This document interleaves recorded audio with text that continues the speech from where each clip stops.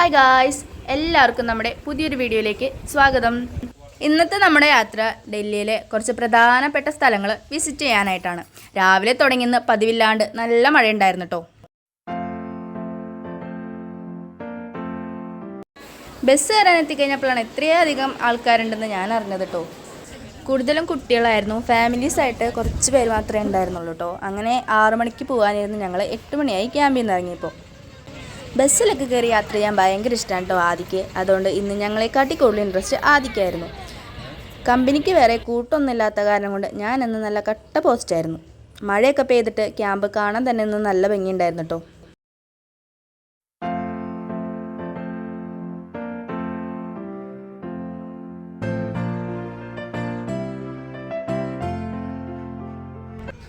പകുതി ആയപ്പത്തിനും ബസ്സിലിരുന്ന് മടുത്തു. രാവിലെ തന്നെ ആയതുകൊണ്ട് നല്ല ബ്ലോക്ക് കിട്ടി.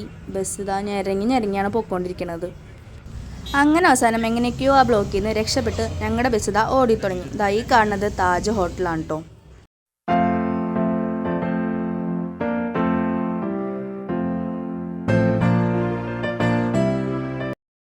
അങ്ങനെ 8 മണിക്ക് ക്യാമ്പിൽ നിന്ന് ഇറങ്ങിയ ഞങ്ങൾ 11 മണിയോടുകൂടി റെഡ് ഫോർട്ടിലെത്തിട്ടോ. ഇവിടേക്ക് ഞാൻ ഇപ്പോൾ 3ാമത്തെ പ്രാവശ്യമാണ് വരുന്നത്. പടിഞ്ഞാറ് ഭാഗത്ത് സ്ഥിതി ചെയ്യുന്ന ലാഹോറി ഗേറ്റാണ് കോട്ടയുടെ പ്രധാന പ്രവേശന കവാടം. ഗേറ്റിനകത്തോട്ട് കടന്നു കഴിഞ്ഞാൽ അതിൻ്റെ 2 സൈഡിലായിട്ടും ഇതുപോലെ കുറേ ചെറിയ ചെറിയ കടകളുണ്ട്. ചത്ത ചോക്ക് എന്നാണ് ഈ വാണിജ്യ കേന്ദ്രത്തിന് പറയുന്ന പേര്.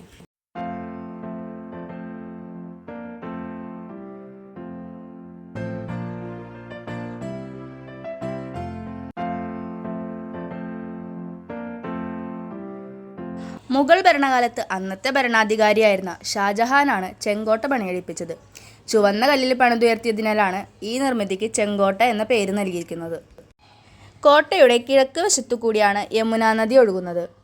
ഷാ ബുർജ്, ഹിരാ മഹൽ, ഹമ്മം, ദിവാൻ ഇ ഗാസ് മഹൽ തുടങ്ങിയ ഒട്ടേറെ കെട്ടിടങ്ങൾ കോട്ടയുടെ വടക്ക് വശത്തായിട്ട് നിലകൊള്ളുന്നുണ്ട്. വടക്ക് ഭാഗത്ത് കാണാൻ കഴിയുന്ന മന്ദിരങ്ങളിൽ പലതും വെണ്ണക്കല്ലിൽ തീർത്തവയാണ്.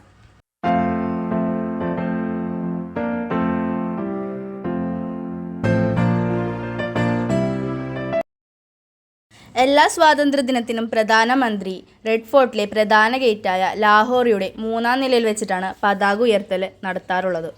അങ്ങനെ അവിടുത്തെ കാഴ്ചകളൊക്കെ കണ്ട് ഞങ്ങളൊന്ന് റെസ്റ്റ് എടുക്കുന്ന സമയത്താണ് ഇതാ ഈ ഉത്തിരി കുഞ്ഞിനെ കാണുന്നത്. അപ്പോൾ നമ്മുടെ ആദ്യക്കുട്ടൻ ഇട്ട് കൊടുത്ത കപ്പലണ്ടിയൊക്കെ അതിങ്ങനെ തിന്നാണ് കേട്ടോ. അവിടുത്തെ കാഴ്ചകളൊക്കെ കഴിഞ്ഞ് ഞങ്ങൾ നേരെ പോയത് രാഷ്ട്രപതി ഭവനിലോട്ടാണ് കേട്ടോ. മുമ്പ് ഒരു പ്രാവശ്യം അവിടെ പോയിട്ടുണ്ടെങ്കിലും പുറമേ നിന്ന് ചുറ്റി കാണാൻ മാത്രമേ സാധിച്ചുള്ളൂ. പക്ഷെ അന്ന് എന്തോ ഭാഗ്യത്തിന് രാഷ്ട്രപതിയെ നേരിട്ട് കാണാൻ സാധിച്ചു. ഇന്ന് ഞങ്ങൾ രാഷ്ട്രപതി ഭവൻ്റെ ഉള്ളിൽ മുഴുവനും കണ്ടുട്ടോ. നല്ല അടിപൊളിയാണ്. പക്ഷെ അവിടെ മൊബൈലൊന്നും അലൗഡ് ആയിരുന്നില്ല. അതുകൊണ്ട് ഫോട്ടോസും വീഡിയോസും ഒന്നും എടുക്കാൻ പറ്റിയില്ല. അവിടുന്ന് നേരെ പോയത് പ്രധാനമന്ത്രി സംഗ്രഹാലയം കാണാനായിട്ടാണ്.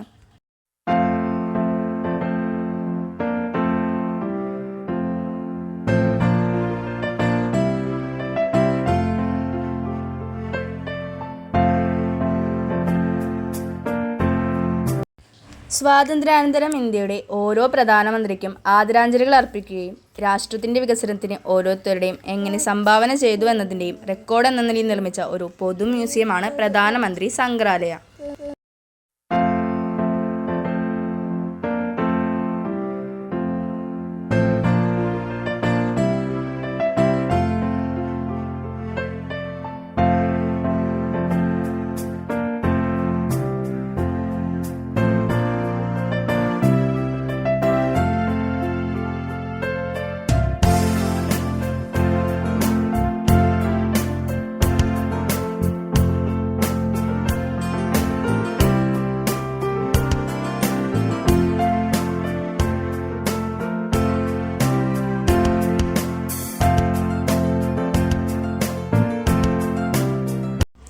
അപ്പോൾ ഇന്നത്തെ കാഴ്ചകളൊക്കെ കഴിഞ്ഞ് ഞങ്ങളിതാ തിരിച്ച് ക്യാമ്പിലോട്ട് മടങ്ങുകയാണ്.